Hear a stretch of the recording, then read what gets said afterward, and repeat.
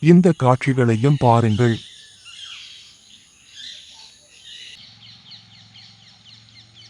மலரத் தயாராக இருக்கும் வாழைப்பூ.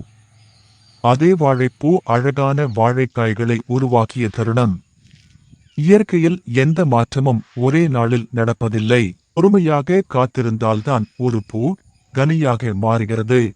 அதனால்தான் ஒவ்வொரு பழத்திற்கு பின்னாலும் இயற்கையின் அமைதியான ஒரு பயணம் மறைந்து இருக்கிறது. அந்த பயணத்தை நேரில் பார்ப்பதே எனக்கு மிகவும் பிடிக்கும்.